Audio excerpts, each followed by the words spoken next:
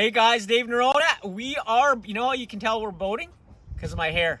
This is what you call boating here. So, first trip of the season, so pumped because we got a lot of new things. And the reason for this video is to show you some of the stuff. And if you're interested in boating or you boat, some of the stuff that I have learned along the way and all the friends that have helped me learn all these things. So the first thing I want to talk about is your anchor. I think the most stressful thing about boating is anchoring. And it was for me, and stern tying and all that. However, the number one rule that I was taught by a good friend, John Furneaux, is all these boats come with really wimpy anchor chain. So the chain that was on here was about half the size and weight as what I have on there now. So John Furneaux got me onto that. And I'll tell you, since I put the chain on, when we drop the anchor, I literally drop it, and without even backing up, it hooks up. And the reason for that is your anchor bites, but if the chain's really light, it flows in the water, and that's what actually makes your anchor slip off.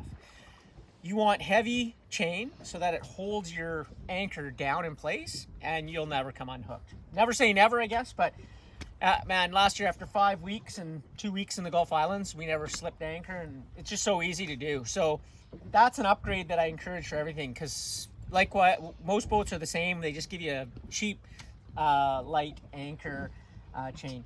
The other thing is that is just an amazing thing on this boat. This is a 24-foot Maxim, so we're about 26 feet, is this pop-up dock.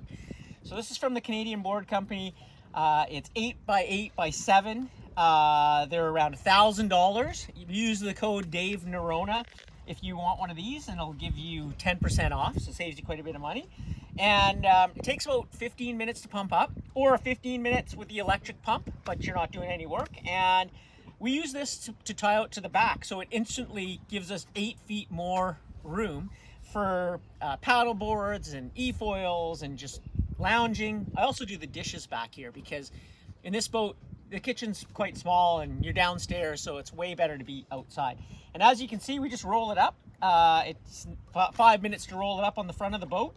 And when we travel if we're going only 5K, I just fold it in half and let half the air out, and it sits up here, and we drive to the spot and throw it in pump it up and throw it in the water. So that is a must-have. And I'm gonna come back here now. I'm just gonna move back. This is obviously the driving area. We've got a Yamaha generator from Howe Sound Equipment, and that's actually to charge the e-foil, unless we have electricity at the dock. And down here is just a simple kitchen, little living room that turns into a bed, and then of course under here is a full double bed. So we've got more than enough places to sleep, and it's really nice and dark. The other thing that's really cool is Vancouver Car Wraps did this, Daryl did this. This is like a clear door, so it let light in, and you can put comes with a sort of a button-in thing to black it out. But we just put this on, and it blacks it out, and looks like real wood. So it's super cool. I've got a little jerry rig here for the door because we just need to figure out a strap. These are the clutch straps. So I use these clutch straps everywhere on this boat. These are rubber straps. They're actually ski ties, but you can use them for everything, and you'll see I use them for closing the door, hanging the lines or the cable, and super cool. So and then one of the things that I got that was a game changer is solar. I got one panel, and you can see it comes down. It's on the roof. I just clipped it so I can take it off if I want to, because it's a flexible panel, and it just runs down here. But what's super cool is you can see we're pulling in 13 volts here right now, and it shows that it's charging. And then it's got 2 USB ports right here. So what's really cool is you can charge your phones or headlights, headlamps that we use, all sorts of stuff. The Zoleo we charge off here, phones. And it's super easy to do and unclip. And I'll tell you, after Ocean Marine redid our wiring, a big thank you to Ocean Marine, because they did some work on this boat. They wired it and put an ACR, and we basically, with this solar panel, we were off for 2.5 weeks in the Gulf Islands, and we didn't plug in once. So Desolation was a little different because we didn't have this system. The wiring wasn't as good, so we ran out of power a lot, so we'd start the kicker to get power and get the boat started, and then there was power going back into the boat. So this has been a game changer, and actually just on Amazon was super cheap and really easy to install. Here's our power cord, and this is again where I use these clutch straps. And they're just available at clutchstraps.ca or com, and you can use them for everything, and they're not bungee, so they won't snap back at you and kill you.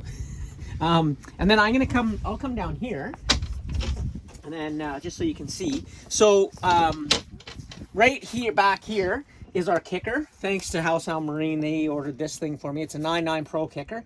We don't actually use it that much because after it went to Ocean Marine, the boat's running so well. This is really our backup. And I'll talk about the striker that we have. The initial plan was to just put this on the dinghy, and then if we ever really had a problem, I could pull it off the dinghy and put it on here. But it remains on here, and we'll talk about why when we talk about the striker.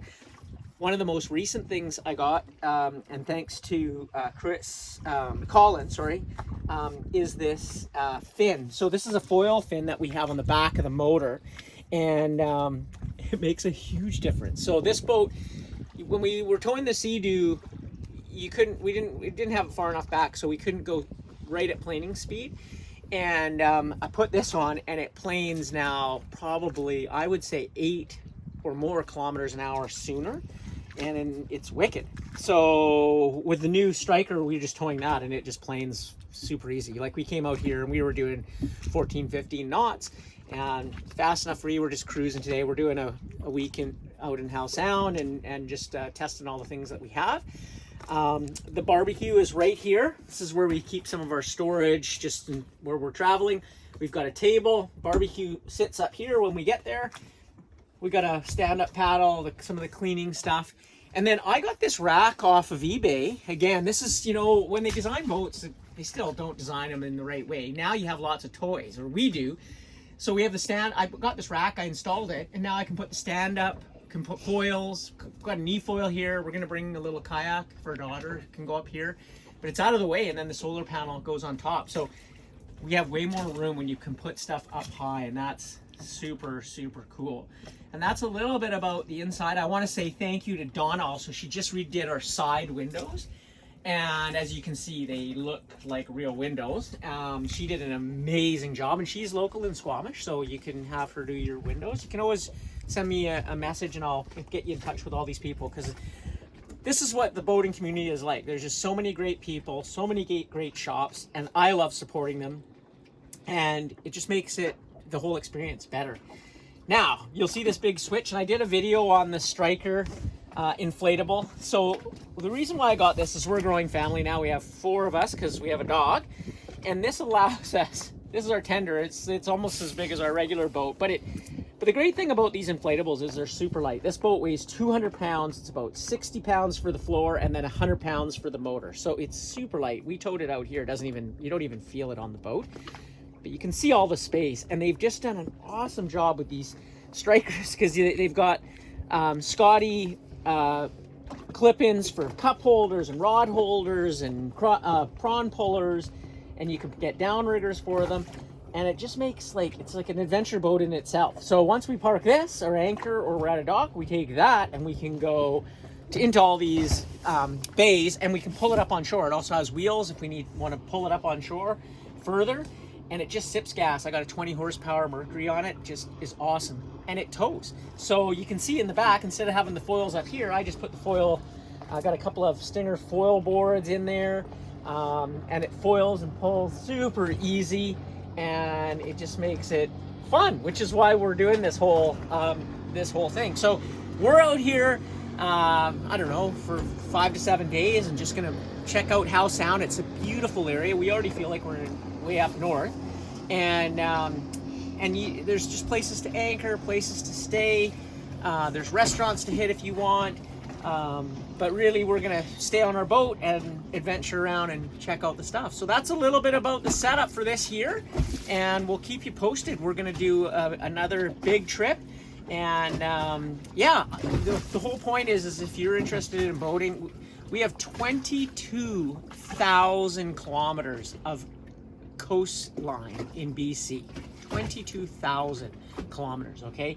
So that's a lot to explore. And I felt when I went last year, I was like, I can't believe I grew up in Vancouver in British Columbia, and I've never really been, other than going out on the coast for, you know, day trips and stuff, never sort of boated and checked it all out. So you can spend a lifetime, and we're gonna start and come along for the ride. The pictures, the videos, it's really just about having fun. We'll see you out on the water.